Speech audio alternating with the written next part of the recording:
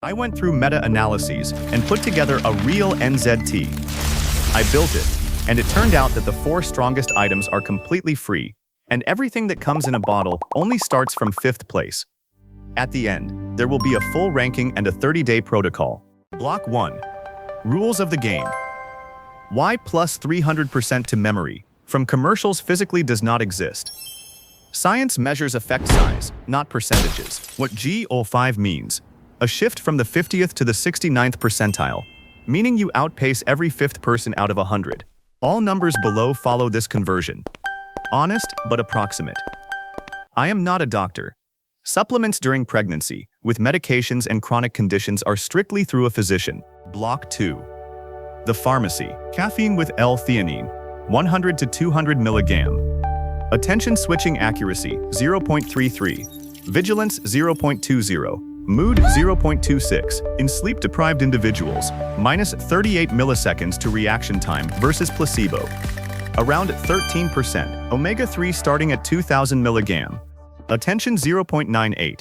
But the quality of evidence is low. Processing speed, 0.50 with moderate quality. Around plus 34% with a huge asterisk.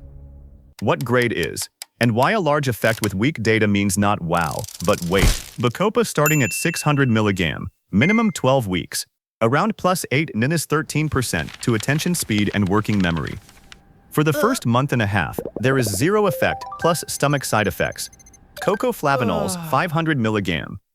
The large Cosmos study, benefits were found only in elderly people with poor diets, 0 for everyone else. The supplement doesn't enhance, it patches a hole. Creatine. A 2024 meta-analysis announced increases in memory, attention, and processing speed. Social media exploded, sales soared. Then the European regulator EFSA dissected the same analysis. The authors combined interdependent tests from the same papers, resulting in double-counted participants and an inflated sample size. No conclusions can be drawn. Claimed plus 10%, confirmed 0%. Result: a lot of money spent. The scale barely moved. Block 3. The graveyard. Brain trainers and NBAC. A meta-analysis of 87 publications. Working memory grows, but there is no transfer to intelligence, reading, or arithmetic. A person learns to pass a specific test, not how to think. The near transfer trap. You train a muscle that does not participate in any actual movement. Ginkgo and multivitamins for the brain. In healthy people, around 0. Everything sold combined didn't even reach 20%. Next is a single item that outweighs the entire previous block. Block 4. The body. Sleep versus sleep deprivation. A meta-analysis of 70 studies and 147 tests. Attention lapses suffer the most, logic suffers the least, logic suffers the least, law double pro.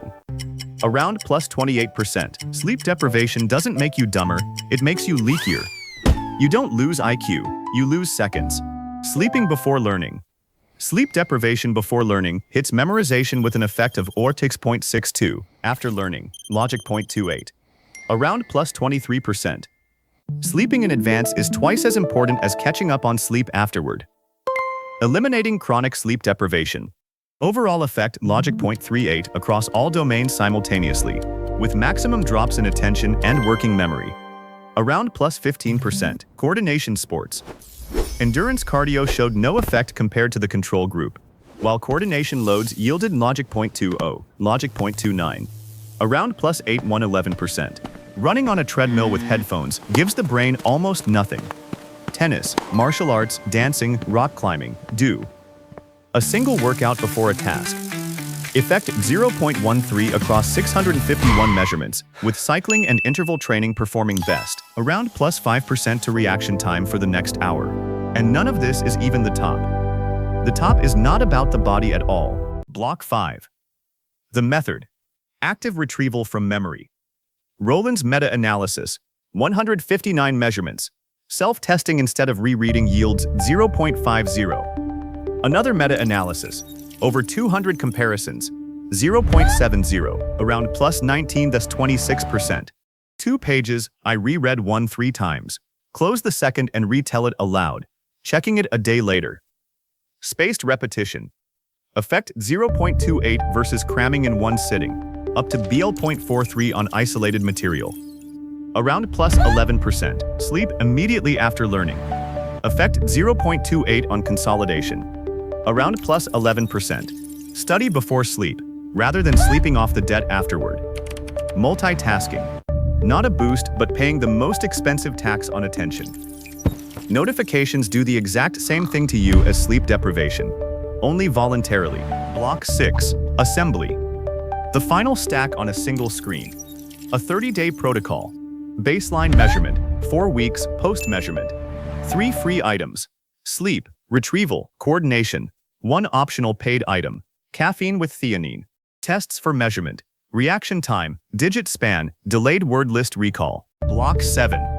The twist. Returning to Limitless. Rewatching the first 20 minutes through the lens of everything we've learned. Before the pill, Eddie Mora doesn't sleep, drinks, doesn't move, finishes nothing. After the pill, he cleans his apartment, starts working out, finishes writing his book. He didn't get smarter. He just stopped doing what was holding him back. The pill was a permission slip, not the cause. You can issue that permission slip to yourself. It costs nothing. Question in the comments, which of the first 4 items is currently broken in your routine and why?